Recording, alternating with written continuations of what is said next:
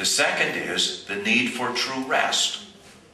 This is very surprising because in our idea as adults, we think that work is the answer. We must work at our issues, work to grow up, work to do this, and rest is when you do nothing. So far, what is happening in play and rest appears for us to be wasteful activities. And that is our problem. We're thinking as adults, not children. We're imposing our own psychology on children when we actually look at them and how their brains work. And their brains are growing organisms. And when they actually evolve and how they realize their to-do potential, it changes it completely in terms of what it is that we are about as adults. And finally, and also surprisingly, they need to cry. Now, what's that about? We spend our whole adulthood trying to run away from suffering. We think that we must be able to find a way that they do not feel their tears. And so, what is this about? And so I'll take this through, each one, because again, they're very, very surprising. And take a look at the implications of this. And so, first of all, we'll go to true play. What is true play? Of course, I'm going to represent the phenomena here again, and then we're going to go for the magic number 3. But first of all, to define it. What is true play? True play, in terms of its root meaning, comes from mechanics. And for mechanics, in mechanics, it is to move or to operate freely in a bounded space. So you would ask your mechanic, or they would say, is there any play in this mechanism? Is there any play? It means that can it move freely within bounds? Now that's a beautiful definition actually, because it ends up that unless a child has the bounds, especially of attachment, there is no free play. There is what looks to adults like play, but much of what we call play is not true play, including electronic games, including often playing sports, including often even playing an instrument. These are not true play. Often the child is at work. And so we need to understand what is true play.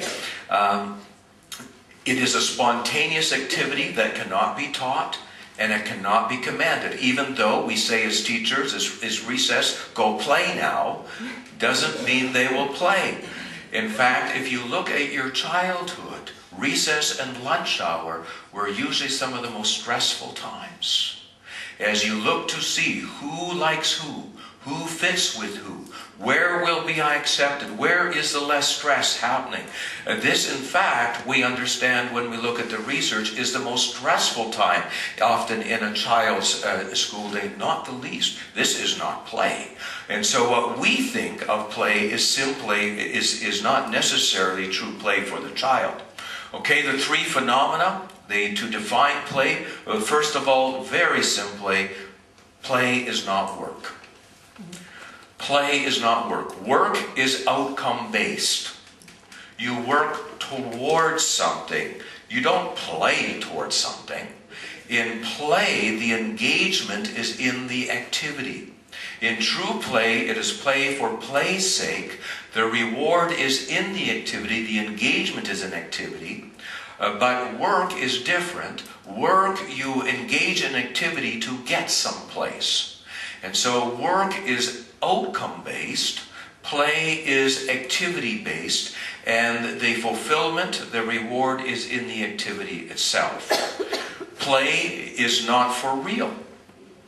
It's not for real. It is the opposite of, in a sense, being in reality. So it's about pretend. It's about fantasy. It's about suspending reality. One of the great developmentalists, Howard Gardner, in his textbook on developmental psychology, talks about play, and he illustrates 2 sisters who play at being sisters. Now they're really sisters, but they play at being sisters, and they argue, and they have conflict, and they laugh. Of course, the parents would interfere, and then they say, we're just pretending, it's not for real. right?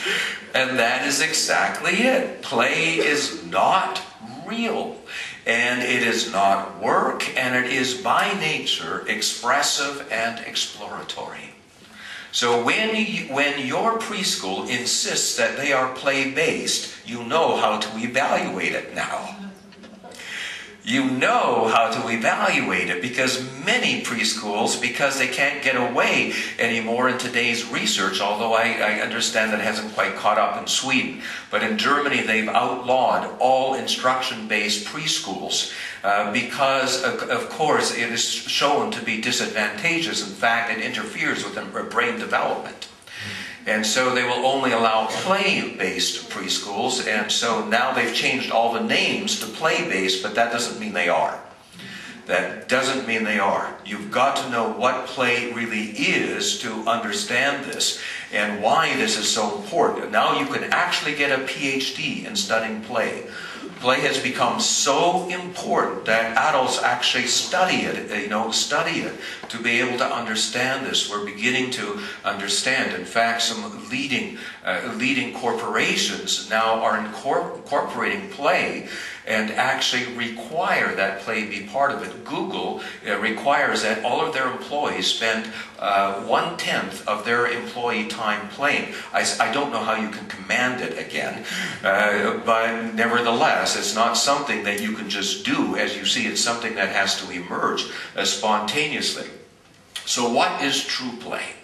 Interesting enough, Plato, the ancient Greek, studied play. In fact, both Socrates and Plato studied play.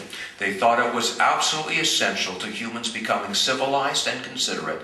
So the cradle of civilization actually has this hunch in it that play is essential. And Plato defined play as a leap of joy and delight, a leap out of the constraints of real life, a leap into settings or frames not yet entered into real life. Now, over 2,000 or 2,500 years ago, Plato actually got it, that now we understand in developmental science that play is the growing edge of all development. If a child doesn't play, there is no growing edge to this. It is the part where life is actually entered, a leap into frames, into getting the steering wheel, into ways of thinking, into problem solving that actually has to happen before you really do it. Piaget understood this, and he put a great emphasis on this. He understood this cognitively, that is in play, where all of the way dynamics are set in place, that as we move to problem solving, we recapitulate in later life. Why do children need to play? Well, the number of reasons are coming in. Again, all kinds of studies. The basic thing is in order to grow to their true potential. To find and express their true selves, it's the coming out. It's how they come out.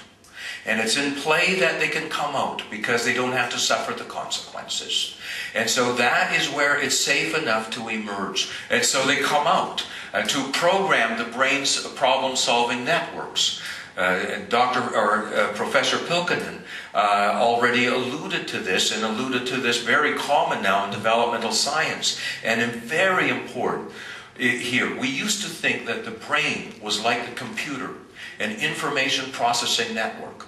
And so we had to put input in, and we had to train it in how we do. And now all of that has been abandoned as we realize the brain is a problem-solving system.